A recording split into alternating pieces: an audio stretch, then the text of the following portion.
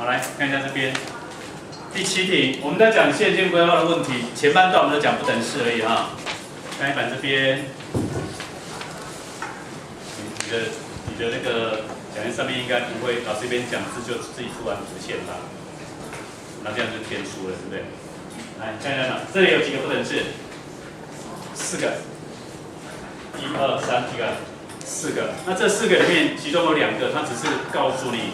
我把范围限制在第一象限而已，因为 x 大于0跟 y 大于0，是把它等于限在第几象限？第一象限，我只是讨论第一象限部分而已。再来，这里有2个不等式，那我就把这2个不等式画出来。那再来讨论什么叫最大值，什么叫最小值嘛？所以我现在画这2个不等式的图形，一个是 y 34加 2y 减12等于0，找到这一条直线的截距。x 若令它等于0 ，y 会等于几 ？y 等于6。y 等于0 ，s 会等于4，这第一个不等式。等一下，我们把2个都找完截距之后，再去找它们的图形。第二个话令 s 加 y 减2等于0，所以找截距点。好 ，s 等于0 ，y 会2 ，y 0 ，s 等于2，所以这个比较简单哈。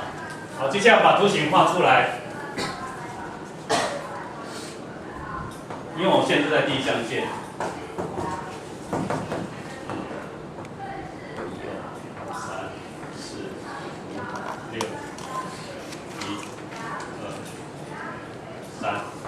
好，第一个 s 等于0 ，y 等于6 ，1、2、3、4、5、6，第一个点坐标找到了。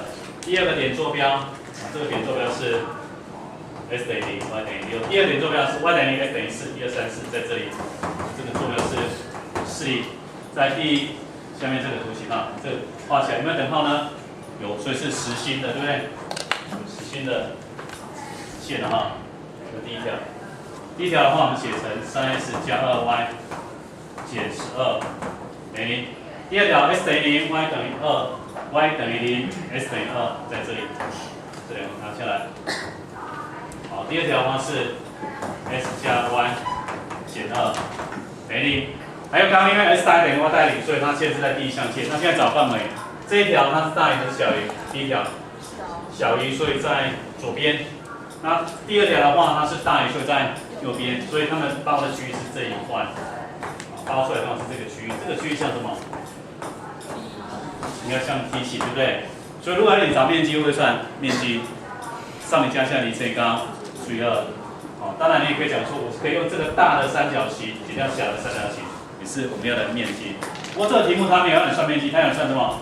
最大值跟最小值。我们昨天在讲那个线性规划的电脑动画的时候，有跟我讲到说，我的最大值跟最小值会发生在我的可信解区域的哪个地方？昨天有讲到，我们昨天不是有一条那个直线在那边移动吗？会发生在什么地方？什么点？顶点。我现在有几个顶点？1、2、3、4。好，这4个顶点，这个刚刚是0、2，这个坐标是2、0，所以有几个顶点？4个顶点，那我就把这4个顶点的值找出来就好。好，一般我会这样子画图了哈。第一个顶点，顺时钟、逆时钟跑都可以。好，假设我顺时钟0、2，第一个坐标是0、2，这是 x、y 的坐标哈。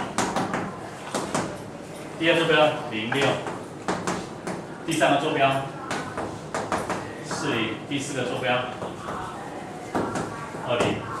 好，第一个要取的值是 s 加上2y， 好，带进去 ，s 等于 y 等于2，所以这坐标多少？4，s 等于 y 等于6，就12。s 等于4 ，y 等于0，就是等于4。s 等于2 ，y 等于0，就等于2。所以这里面你觉得最大是哪一个？12是最大，最小呢？2。好，那另外一个呢 ？y 加1除以 s 加2。好，带进去。s 等于0 ，y 等于2，所以2加1是3，所以是3/2。没错吧？哈。第二个0、6。s 等于0 ，y 等于6，是6加7，2/7。第三个40 ，s 等于4 ，y 等于0，所以4/26，6/1。来最后一个20，多少？4分之几？1/4。好，找出来。那最后要问你什么呢？最大值跟最小值。所以从这边最大值是哪一个，S 加2的最大值12，我们用大写的 M 来表示它，然后最小值是2，所以用小写的 m 来表示它。那这一组呢，最大值是多少？7/2，对不对？最小值呢1/6。所以最后答案我怎么写？最后我们在写答案的时候，因为我们是用表格的方式来呈现我们最后得到的一个结果，所以你要写答案的时候，你必须写 s 加2y 最大值，那就等于12。我的最小值，那就等于2。那另外一个是 y 加1，这是第一个小题，这是第二小题 ，y 加1除以 s 加2。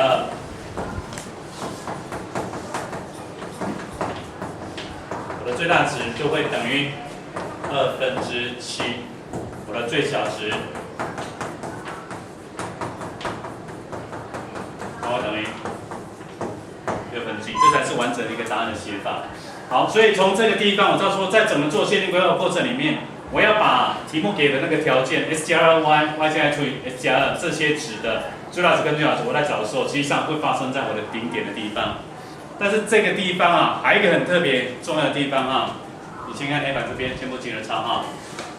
有个概念跟我讲，这是 s 加2y 等于多少？等于4啦，等于12，等于4，等于12，这等于2哈，这些都是代表一条直线，所以这是一条直线，对不对？那这 y 加1除以 s 加2的话，实际上我把它看成一个直线的斜率。sy 是我们原本这个可行解区域里面的值。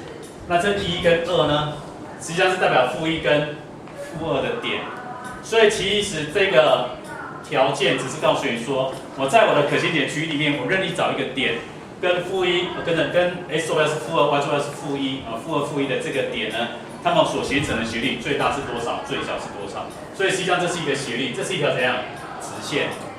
那第三个那个题目呢，它实际上是要找原点到这个。我们可行解区里面的最小值，那个是会用到圆的一个概念。那那个部分我们先删掉不讲。那这两个部分其实如果你不深入去探究的话，你要说我只是单纯会算题目，那你把 sy 的底点找出来之后呢，一个一个带进去，带进去最大就是最大值，带进去最小就是怎样最小值。好，那你把它写一下，旁边练习里一样，请你做做看。